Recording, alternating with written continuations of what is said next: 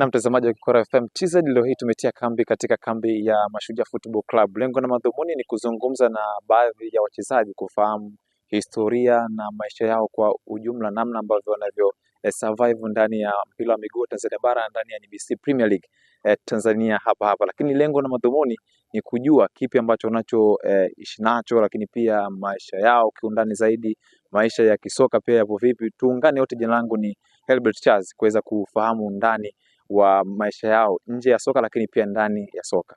Crispin Ngusha, habari yako? Safi vipi? Fresh. Naona una morali ya hali ya juu sana. Hamna, niko sawa. Mbona tunaonekana umepoa sana leo hii? Ndio kupumzika sasa hivi. Mama mmetu surprise muda kama huu, tulikuwa tumeshatoka mazoezi, muda wa kupumzika, nyinyi ndio mmefika.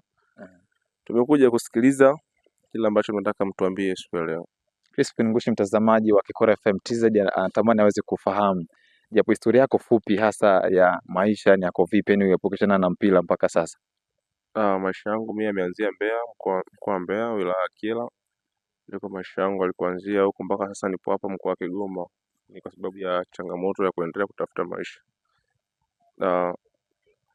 Maisha yangu ya mpira kwa kiufupi, nimeanzia Mbeya, yakaenda Arusha yakaja Dar es Salaam yakarudi Mbeya sasa yapo Kigoma.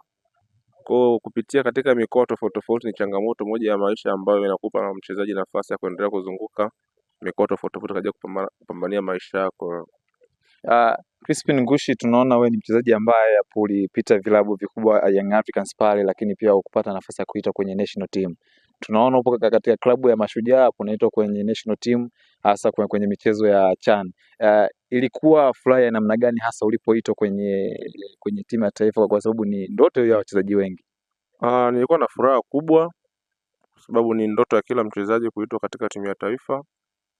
Na kipindi nipo klabu ya Young Africans kuweza kupata nafasi kutokana na kutokupata nafasi muda mrefu katika kikosi cha timu ya Young Africans kutokana na majeruhi ambayo nilikutana nayo.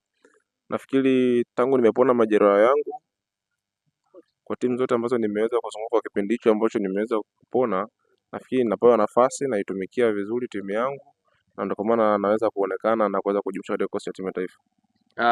Unawaambia nini mashabiki wa Mashujaa lakini pia na wa timu ya taifa hasa kwa sasa, namna ambavyo ulivyo, yani uta maintain piki hii mpaka hapo msimu unamalizika? Katika swala zima la maintain piki ni matumaini ya kila mchezaji, kwa ni kuendelea kujiweka sawa, kujitunza na kufocus katika viwanja vya mazoezi ili kuendelea kuwa na performance nzuri katika kila mchezo ambao uko mbele mwetu. Matarajio yenu